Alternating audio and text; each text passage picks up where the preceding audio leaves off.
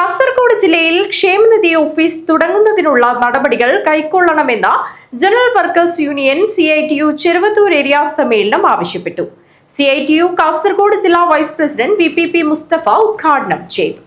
പ്രകൃതി ദുരന്തത്തിൽ ദുരിതം പേറുന്ന വയനാടിന് അർഹതപ്പെട്ട സാമ്പത്തിക സഹായം കേന്ദ്ര സർക്കാർ അനുവദിക്കണമെന്ന് സമ്മേളനം പ്രമേയത്തിലൂടെ ആവശ്യമുന്നയിച്ചു. CITU കാസർഗോഡ് ജില്ലാ വൈസ് പ്രസിഡന്റ് VPP മുസ്തഫ ഉദ്ഘാടനം ചെയ്തു. ഒരു തീരുമാനം കൂടി എടുക്കണം. ദേശാഭിമാനി വാങ്ങിച്ചാൽ പോരാ, ദേശാഭിമാനി ദേശാഭിമാനി വാങ്ങിക്കുന്നുണ്ടാവും തീരുമാനിച്ചുകൊണ്ട്, പക്ഷെ വാങ്ങിച്ചാൽ പോരാ, എന്തും കൂടി വേണം, വായിക്കുകയും വേണം.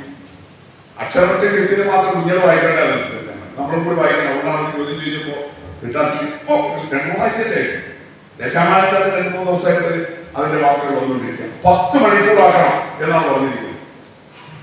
10 മണിക്കൂറാക്കണം. അത് ഒരു നാരായണമൂർത്തിയുടെ പെട്ടെന്നുള്ള തോന്നലിൽ വരുന്ന ഒരു പ്രഖ്യാപനമല്ല. ഏരിയ പ്രസിഡന്റ് MV മോഹനൻ അധ്യക്ഷത വഹിച്ചു. യൂണിയൻ ജില്ലാ സെക്രട്ടറി K ബാലകൃഷ്ണൻ, സംഘാടക സമിതി chairman PP Pavithran, union secretary VV Thampan, Madhavan Maniyara, Kayani Kunhikannan, CV Rajan തുടങ്ങി നിരവധി പേർ സംസാരിച്ചു.